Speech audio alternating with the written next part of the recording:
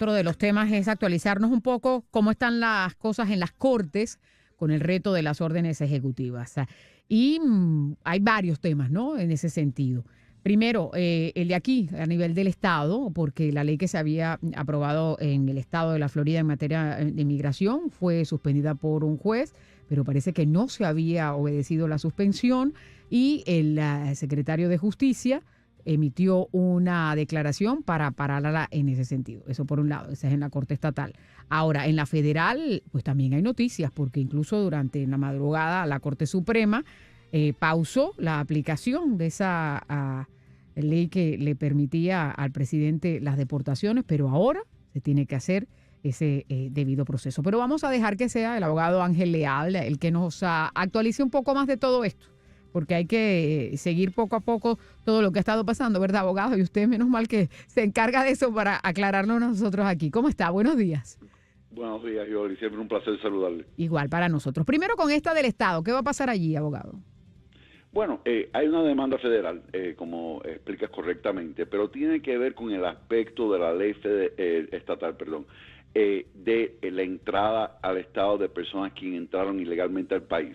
Entonces suspendieron esa sección de la ley SB4 del Estado de la Florida, que es una medida antimigrante o referente a temas de inmigración, como lo quieras ver, básicamente porque consideran que está incursionando en un territorio que le corresponde al gobierno federal, teniendo que ver con la inmigración y también el tráfico interestatal. Por el momento esa ley no se debe de aplicar en el Estado y el fiscal general del Estado de la Florida ha dado la orden de que se deje aplicar porque sí efectivamente ocurrieron algunos arrestos después que la Corte Federal había ordenado de que esa cláusula en particular no tomara efecto hasta que se ventilara más a nivel de Corte. Muy bien, ahora con las otras, esto que pasó con el Tribunal Supremo, explíquenos un poquitito, abogado, porque incluso había dos de los jueces que no estaban de acuerdo y uno de ellos, el juez Alito, parece que escribió algo bastante fuerte en ese sentido, ¿no? Sí, efectivamente, es una decisión 7-2. Tiene que ver con un grupo de detenidos en el estado de Texas y es la ley de enemigos extranjeros. El temor era de que iban a ser expulsados de forma inmediata a el CICOT en El Salvador.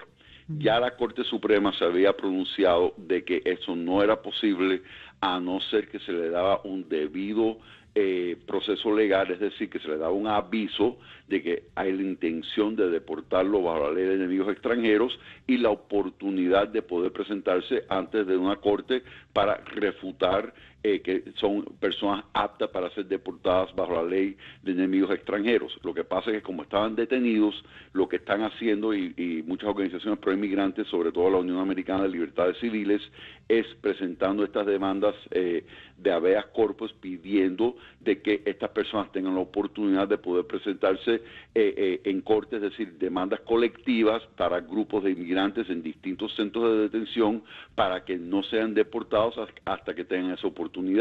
Antes del temor de que iban a ser expulsados sin tener la oportunidad de comparecer en corte, presentan este recurso ante la Corte Suprema y la Corte Suprema lo concede de forma preventiva.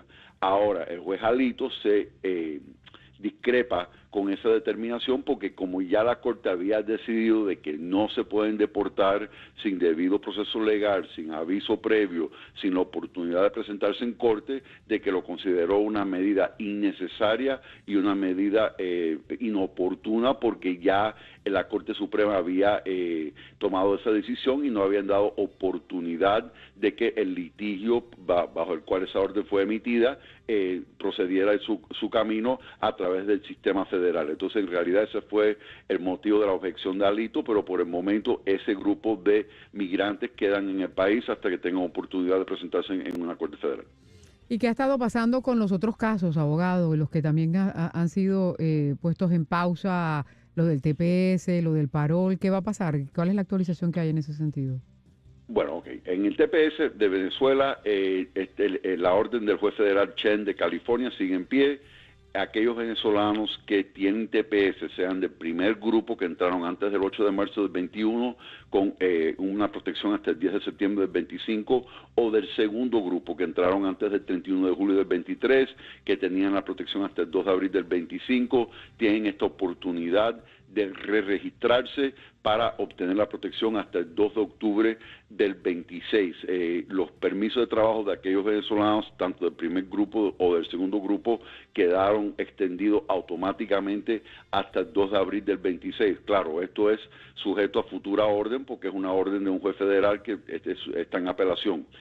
Referente a los que entraron con parol humanitario, hubo una orden de una Corte Federal de Boston que básicamente cancela la revocación del parol humanitario que se publicó en la Gaceta Federal el 25 de marzo. El parol se iba a vencer en 2 días, el 24 de abril del 25. Por el momento eso no va a suceder. El parol que a usted le otorgaron por 2 años, si todavía está vigente, seguirá vigente por el momento, pendiente el siguiente orden de la Corte, de una Corte Federal de Apelaciones, pero por el momento tienen ese parol, tienen ese permiso de trabajo y pueden continuar con sus trámites legales si tienen alguna forma de legalizarse. También muchas personas están consternadas porque aquellas personas que entraron por la frontera con cita previa a través de la aplicación móvil CBP One, les están mandando avisos que su parol queda cancelado a la semana de que ellos reciban el aviso de inmigración a través de su cuenta de UCIS. Se acaba de presentar un litigio referente a esa medida y esas personas deben de evaluar sus casos porque el aviso dice que deben de abandonar el país a no ser que tengan una base legal para permanecer en el país. Entonces, identificar si existe esa base legal o no es importante. También, Yoli, rápidamente, muchísima preocupación en la comunidad por la ley de registro de extranjeros. Entró en vigor el 11 de abril del 25 y para aquellas personas que, vamos a decir, no han tenido ningún tipo de contacto con inmigración, que entraron ilegalmente por la frontera, que no han pasado por biométricos, que no han tomado las huellas dactilares, imagen ocular, que no tengan residencia, que no entraron con visa, que no entraron con parol, que no han estado procesados para un proceso de corte de inmigración, que no han tenido permiso de trabajo, es posible que se tengan que registrar bajo esta ley de registro de extranjeros, que es una ley que existió se ha utilizado 3 veces, es una ley que existe desde los años 40 por la Segunda Guerra Mundial, pero básicamente la han implementado en esta administración y el temor es que el que no lo haga está cometiendo un delito menor, castigable con 6 meses de cárcel y $5,000 de multa, y el que lo haga pues está corriendo el riesgo que se está identificando con inmigración y puede estar sujeto a un proceso de deportación o hasta consecuencias penales si cometió alguna ilegalidad referente a inmigración o cualquier otro tema. Eso es un tema delicado. Lo que debe saber el público es que, por supuesto, siempre obedecer la ley, pero asesórese con un abogado de inmigración, asesórese con un abogado penal para ver exactamente a qué se está exponiendo, porque como quiera que sea, los derechos constitucionales existen y hay el derecho contra la autoincriminación, pero hay que obedecer la ley también. Así que es un tema delicado, pero lo más importante es identificar. Muchas personas lo que no saben es que si les corresponde registrarse o no, porque es un poco complicado. Claro, está complicada esos que están en esa categoría. 2 puntos más, abogado, porque también está lo de las visas de estudiantes, que hay reto en corte en ese sentido. Y por otro lado, la Corte Suprema aceptó escoger el caso relacionado con la ciudadanía por nacimiento. Sí, lo de las visas de estudiantes es altamente preocupante. Estaba leyendo ahora, antes de pasar al aire con usted, de un caso de una científica de Harvard que estaba haciendo unos estudios importantes referente a cáncer y cómo interpretar imágenes de computación teniendo que ver con diagnósticos de cáncer, y entonces aparentemente entró con 2 embriones de ranas para temas científicos, pero aparentemente eso fue una violación de aduanas y protección fronteriza. Está detenida en Luisiana, le están pidiendo la deportación, y lo que estamos viendo en esos casos es que le están revocando las visas en el SEVES, que es el Sistema de Inmigración y Control de Aduanas, para que los estudiantes puedan estar tranquilamente estudiando con su visa de estudiante. Sin embargo, que esté revocado en SEVES en realidad no quiere decir que hayan perdido la visa. Entonces, hay muchos litigios referentes y muchos de ellos están recuperando la visa, pero hay muchísima confusión, inestabilidad en la comunidad de estudiantes extranjeros. Algunos se lo están perdiendo por motivos relacionados a la política de exterior, otros por ofensas relativamente menores, teniendo que ver con tránsito y cosas así.